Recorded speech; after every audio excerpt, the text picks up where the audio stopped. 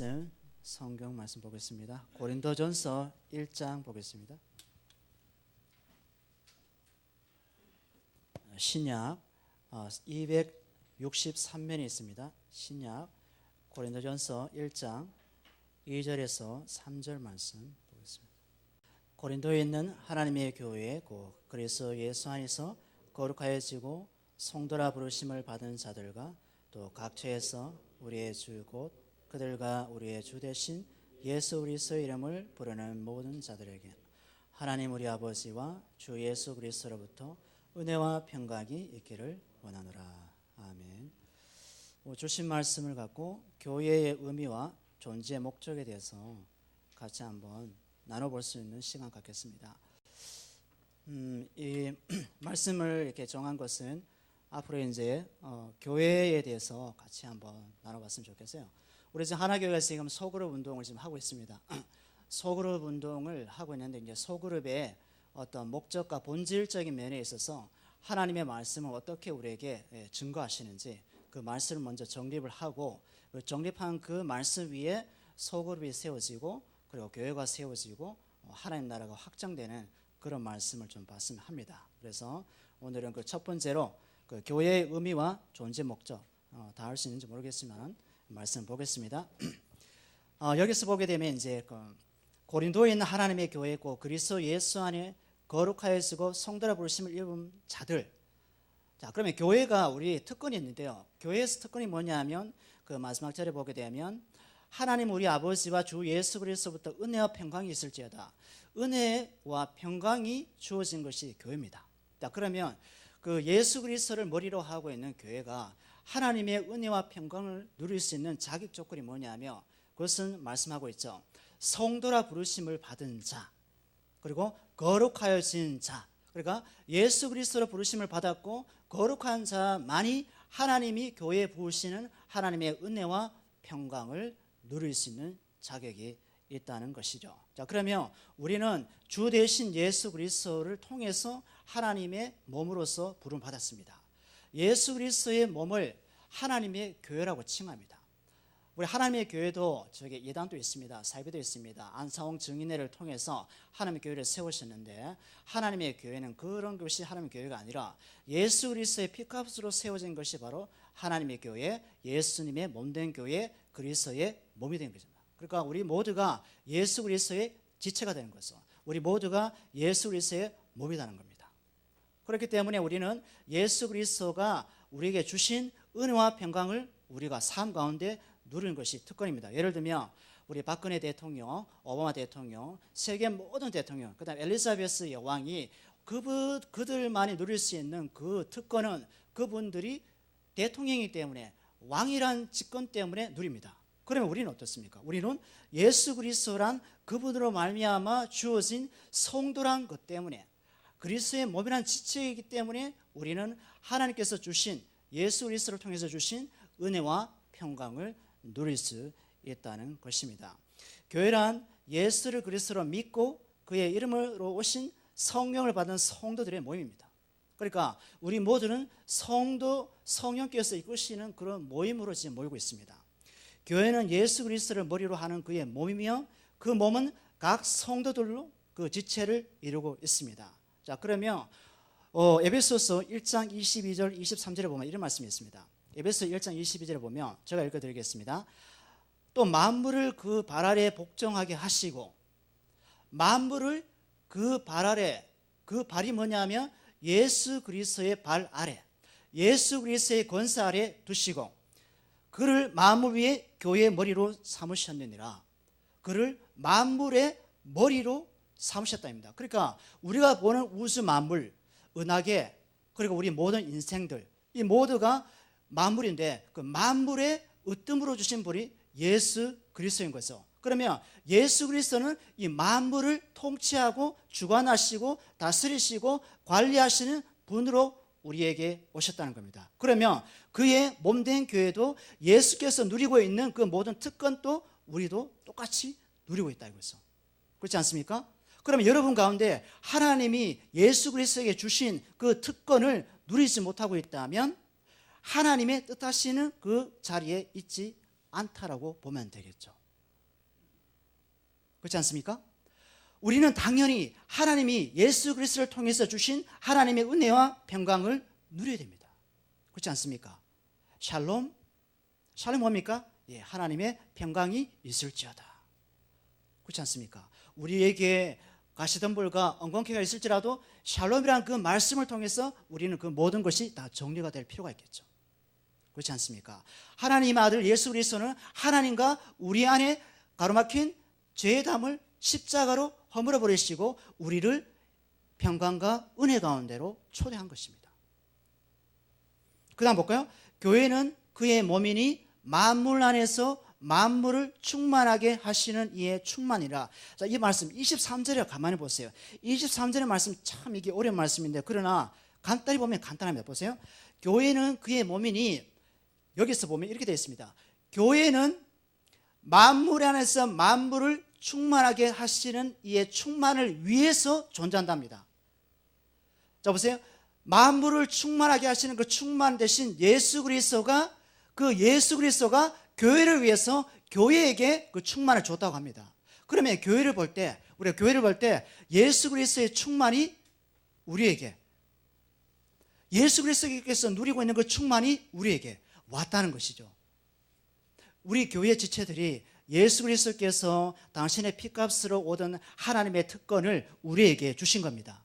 우리에게 주신 거예요. 그것이 바로 교회란 거죠. 그리고 여기서 보게 되면 모든 방법에서 모든 것을 충만케 하시는 충만이 바로 교회란 겁니다. 우리라는 겁니다. 우리.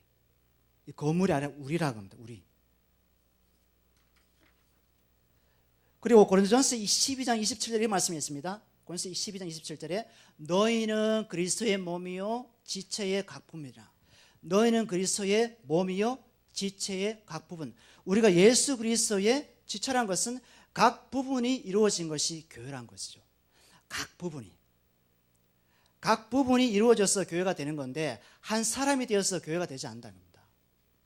하나님께서는 예수 그리스도의 몸을 관장하실 때 예수 그리스도의 피값으로 부름받는 각 부분이 예수 그리스도에게 서로 관계되어서 연관되어서 교회를 이룬다는 것이죠.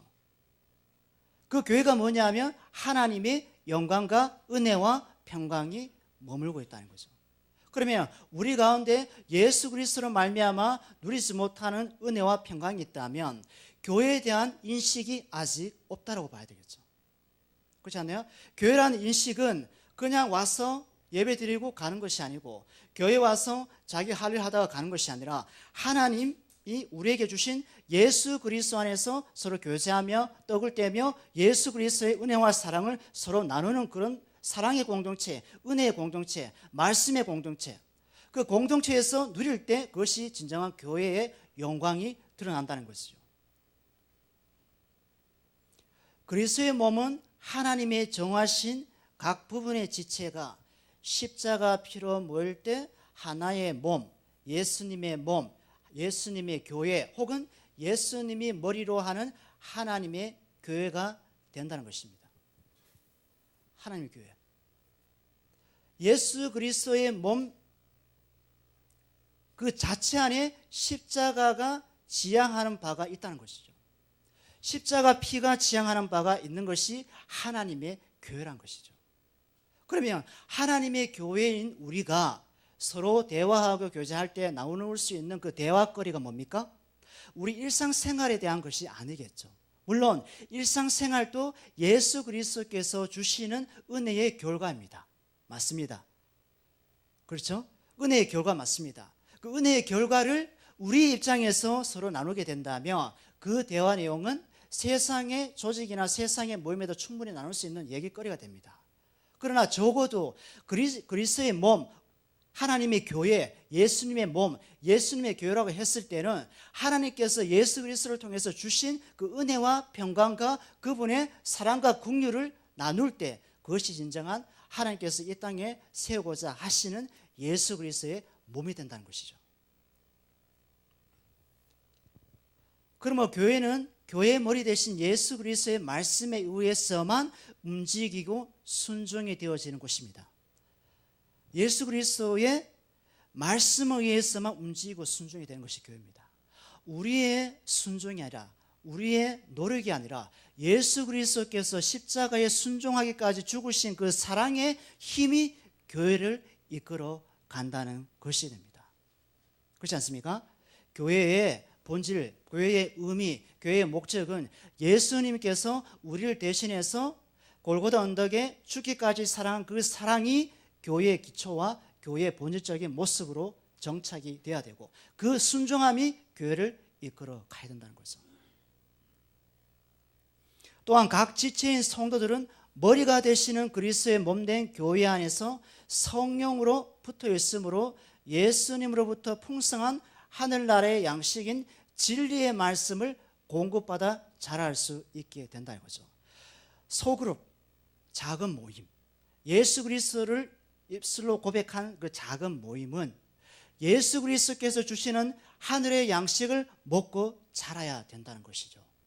그룹이 정치적인 집단도 아니고 경제적인 논의 장소도 아니고 신학장의 토론장이 아니기 때문에 예수 그리스도의 순종한 그 말씀이 기초가 되어서 찬양과 교제와 전도와 그리고 예수 그리스도를 알리는 그것이 바로 작은 모임이 소그룹이라는 거죠. 그렇지 않을까요? 요한복음 15장 4절 5절에 보면 이런 말씀이 있어요. 요한복음 15장 내 안에 거하라 나도 너희 안에 거하리라. 내 안에 거하라 나도 너희 안에 거하리라. 우리가 예수 그리스도 밖에 거한다면 예수께서 맺고자 하는 열매를 맺을 수 있을까요? 맺을 수 없겠죠. 가지가 포도나무에 붙어있지 아니하면 스스로 열매를 맺을 수 없는 같이 너희도 내 안에 있지 아니하면 그러하리라. 스스로는 뭐냐면 다른 말로 하면 저절로. 교회가 저절로 되어집니까? 교회가 저절로 되어지는 거 봤습니까? 스스로 되는 거 봤습니까? 아니죠. 어린아이가 있으면 어린아이를 어떻게 해요? 가난아이를 돌보고 모유를 주고 먹여주고 자여주고 다독거려주고 키워주고 학교 보내고 돌보는 사람이 있어야 되겠죠. 그와 같이 우리 작은 모임, 그리스도 예수 이름으로 작은 모임 교회도 뭐가 있습니까? 예수 그리스도의 그 말씀으로 먹여야 된다 이거죠. 복음으로 먹여야 된다 이거죠. 우리의 양식이 아닌 예수님의 하늘 양식을 만나를 먹일 때 그것이 하나님이 기뻐하는 교회가 된다는 것이죠. 5절에 보면 나는 포도나무요 너희는 가시라. 그가 내 안에 내가 그 안에 거하면 사람이 열매를 많이 맺나니 나를 떠나서는 너희가 아무것도 할 수 없습니다. 예수 그리스도를 떠나고서는 우리가 아무것도 할 수 없다라고 얘기합니다.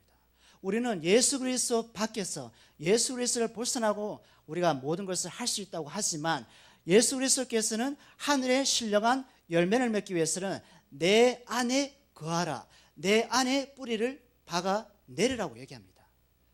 예수 그리스도를 떠나서는 아무것도 할 수 없다는 겁니다. 여기서 떠나다란 말을 다른 말로 하게 되면 예수 그리스도의 한 지체가 되지 않으면 예수님이 원하시는 교회가 되지 않는다는 겁니다. 하나님의 영광스러운 교회, 하나님이 빚어가는 거룩한 교회는 예수 그리스도 안에서만 교회를 만들어 가십니다.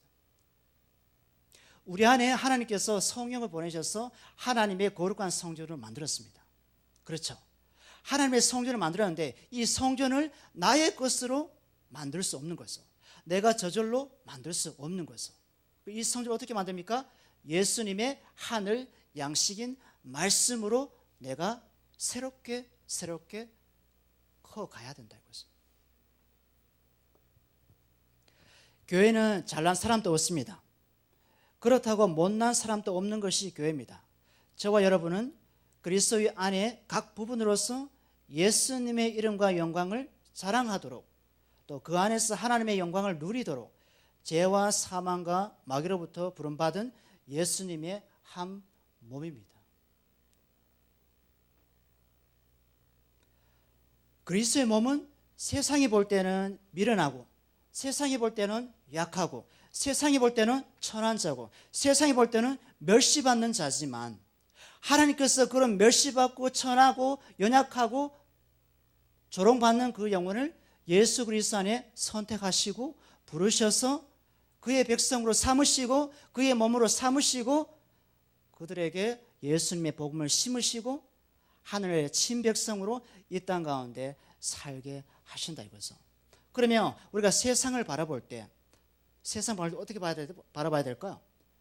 그들도 나와 똑같은 사람으로서 그들도 세상의 관점에서 멸시받고 천대받지만 예수 그리스도 복음 안에 하나님의 백성의 진가를 얘기함으로 그들을 하나님께서 마련한 그의 몸 예수 그리스도의 몸으로 인도를 해야 된다는 거죠. 교회가 이 땅 가운데 있어야 될 목적이.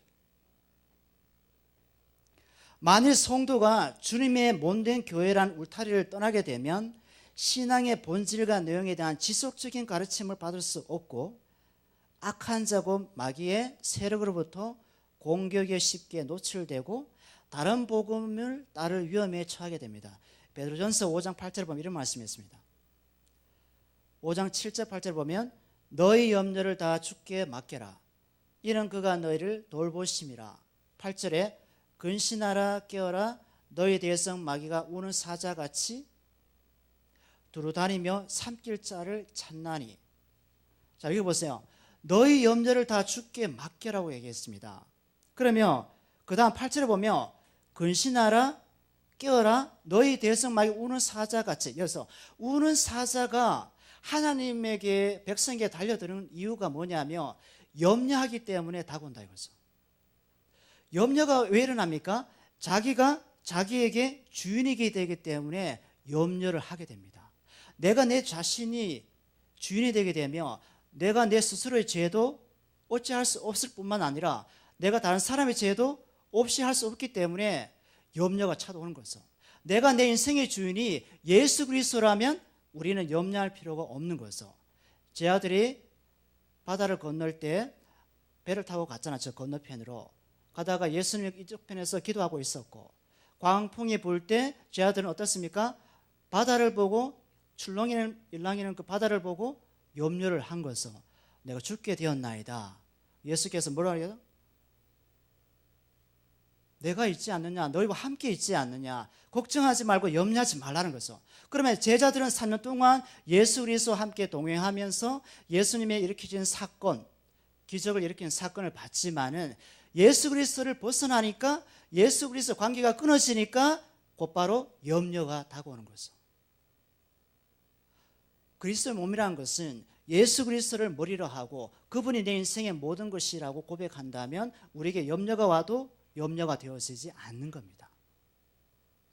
그렇지 않습니까? 그러므로 성도는 그리스도의 몸된 교회 안에 속하여 교회가 추구하는 복음의 본질과 흐름을 잘 따라가는 것이 건강한 성도요 진리의 말씀 안에 행복한 신앙의 삶을 살아갈 수 있을 것입니다. 두 번째는 교회의 존재 목적에 대해서 말씀 보겠습니다. 교회의 존재 목적. 하나님이 이 땅에 교회를 세우신 목적이 무엇입니까? 하나님께서 이 땅에 교회를 세우신 목적이 무엇입니까? 교회는 사람이 세워가는 것이 아닙니다. 맞습니까? 교회는 사람이 세워가는 게 아닙니다. 교회는 하나님이 자기 아들의 새 언약의 피로서 세워가는 예수 그리스도의 몸입니다. 그러므로 교회의 존재 목적은 예수 그리스도의 복음을 드러내는 곳이게 되겠죠. 교회의 존재 목적은 예수 그리스도의 복음을 드러내는 곳. 사도행전 20장 28절에 보면 이런 말씀이 있습니다. 사도행전 20장 28절에 보면 이는 내가 꺼리지 않고 하나님의 뜻을 다 여러분에게 전하였습니다. 여러분은 자기를 위하여 온 양떼를 위하여 삼가라. 성령이 그들 가운데 여러분을 감독자로 삼고 하나님이 자기 피로 사신 교회를 보살피게 하셨느니라.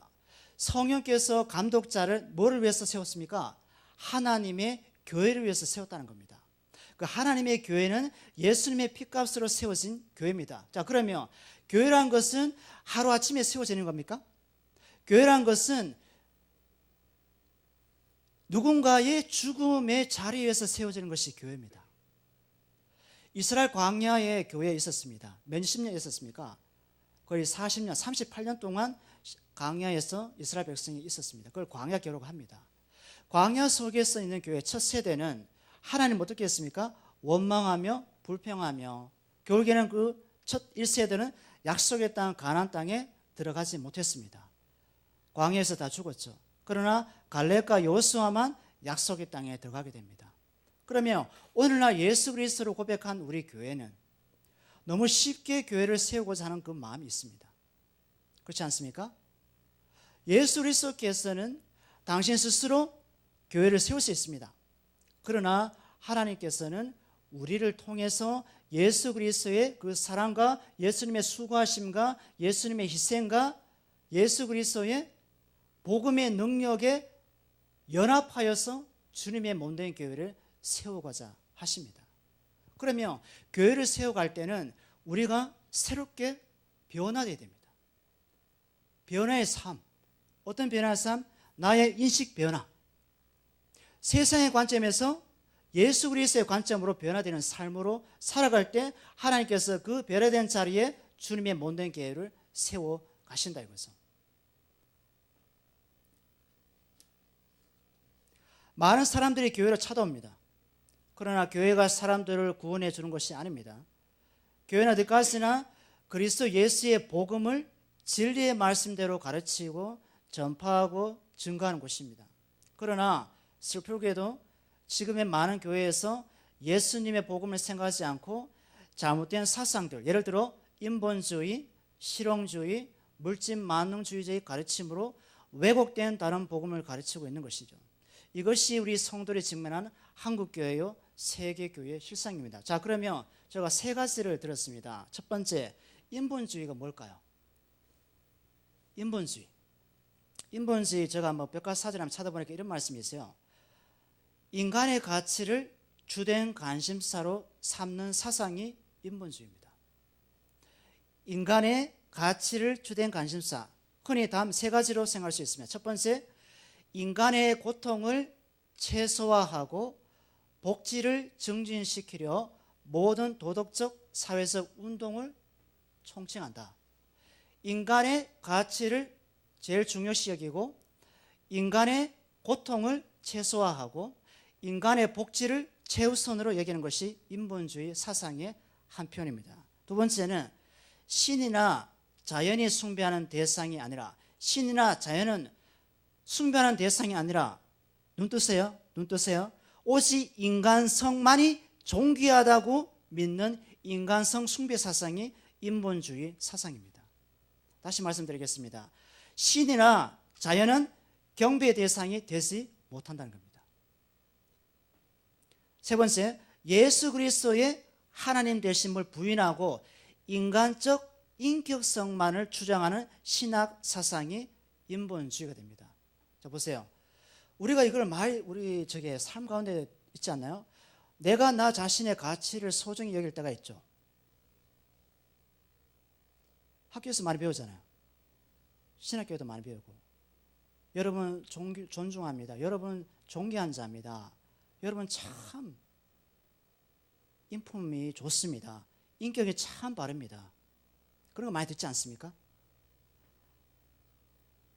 그리고 세상은 하나님이 경배의 대상이 아니다는 것은 인본주의. 그 다음에 실용주의 가볼게요. 그러니까 예수 그리스도는 4대 성인 중에 하나, 소크라테스, 그 다음에 공자 맹자 이 중에 한 사람이고요. 실용주의 가면 미국 사회에서 19세기 말과 20세기 초에 시작된 이 현대 철학의 정신인데요. 펄슨의 논문에 보면 이런 논문이 있습니다. 제목이 어떻게 하면 우리의 생각을 분명하게 할 수 있을까? 어떻게 하면 우리의 생각을 분명하게 할 수 있을까? 이게 논문의 제목인데요. 보세요. 실용주의 두 가지 특징이 있는데요. 한번 첫 번째 보면은 행동적으로 보면, 실천적으로 보면, 행동적으로 보면 어떤 사상이 진리를 갖고 있는지 아닌지는 그 사상 자체에 의한 것이 아니라 그 사상을 만들어낸 행위의 결과에 의해서 결정됩니다. 이해됩니까 이거? 다시 말씀드릴게요. 어떤 사상이 진리를 갖고 있는지 아닌지는 그 사상 자체에 있는 것이 아니라 그 사상을 만들어낸 행동의 결과에 의해서 결정된다는 겁니다. 그러면 성경이라는 것은 성경 말씀을 읽어서 성경 말씀이 진리가 아니고 성경 말씀 읽어서 행동이 나올 때 그 열매를 가지고 성경이라고 결정한다는 거죠.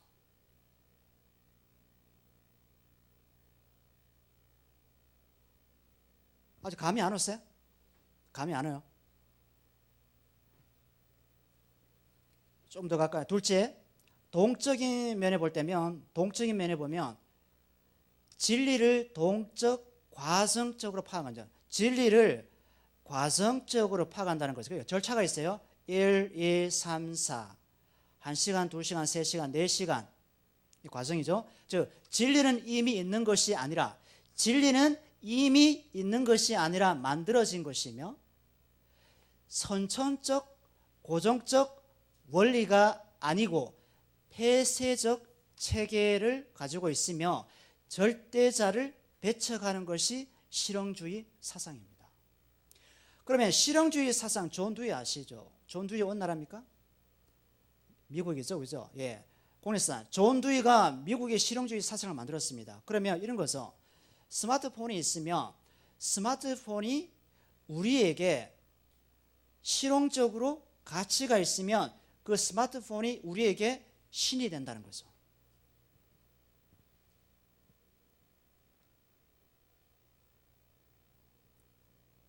그러니까 성경의 진리의 절대성을 실용주의 입장에서는 인정하지 않는다는 거죠.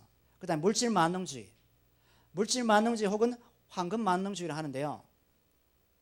물질 만능이니까 돈을 삶의 가장 중요한 가치로 여겨 모든 것을 돈과 연관시켜 생각하고 돈이면 무엇인지 할 수 있는 돈제일주의. 삶의 가장 중요한 가치가 돈에 있다는 거죠. 인생의 목적 역시 돈을 모으는 데 두기 때문에 심할 경우에는 돈을 신격화한다는 거죠. 그래서 예수 그리스도는 하나님과 바알을 겸하여서 섬길 수 없다라고 얘기하죠. 바알 신이 어떤 신입니까? 바알 신은 농사를 잘 짓게 해주고, 아세라 신은 어떻습니까? 자녀를 쑥쑥쑥 놓게 만들고. 바알 신과 아세라 신을 섬기고 있는 것이 이 세상이라 이거죠. 자녀가 잘못되면 엄마 아빠는 죽습니다. 왜? 자녀는 엄마의 또 다른 몸이기 때문에. 자녀가 100점 맞는 엄마랑 빵점 맞는 엄마의 마음이 어떨까요? 100점 맞는 엄마는 우쭐하고 빵점 맞는 엄마는 기가 죽는 거죠. 교회도 그런 경우 있지 않습니까?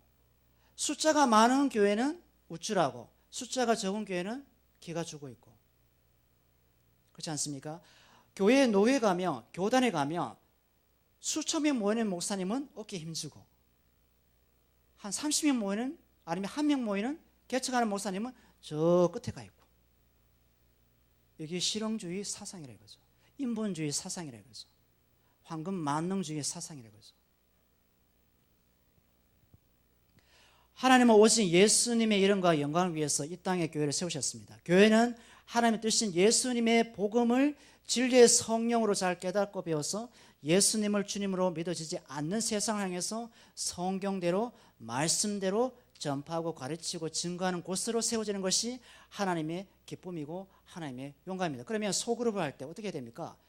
실용주의고 인본주의고 물질, 황금 만능주의에 대해서 그 모임이 일어날 때 그 지도자는, 리더는 어떻게 됩니까? 그것을 말씀으로 갖고 가서 말씀으로 재해석해서 그 영혼들에게 증거해야 되겠죠. 제가 이렇게 여러분 모시고 이렇게 설교한다고 해서 마음이 변하지 않습니다. 바뀌지 않습니다. 왜? 저는 저 자신을 너무 잘 알기 때문에. 말씀을 증거해도 우리는 우리 자신을 우리의 것으로 생각합니다. 이기적이죠, 다분히. 근데 소그룹에 들어가게 되면 본인이 생각지 못한 것을 지체를 통해서 알게 되고 깨닫게 되고, 그 지체가 말한 그 말씀이 내 심령의 비수에 꽂힐 때가 있어요. 그래서 소그룹 갔을 때 서로 나눌 때 거기에서 성령의 역사와 진리의 역사와 말씀의 역사가 일어난다는 것이죠. 말씀을 맺고자 합니다. 우리 하나교회는 예수 그리스도의 각 부분이 하나님의 은혜의 복음으로 모여 이루어진 그리스도의 몸입니다. 내 교회, 당신의 교회, 우리의 교회가 아니라 예수님의 피값으로 산 그분의 교회입니다.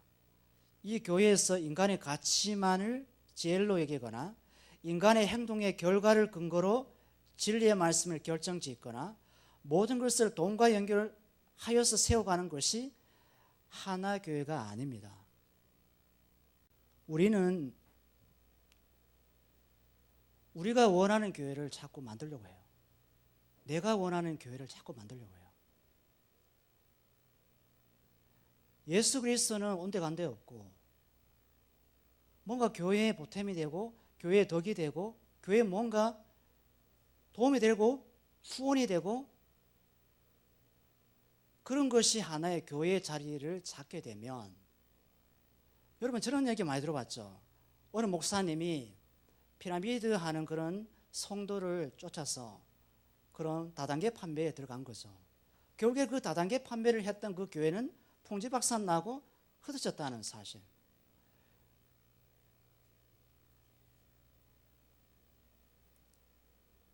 그 다단계 판매는 하나의 예가 되겠죠.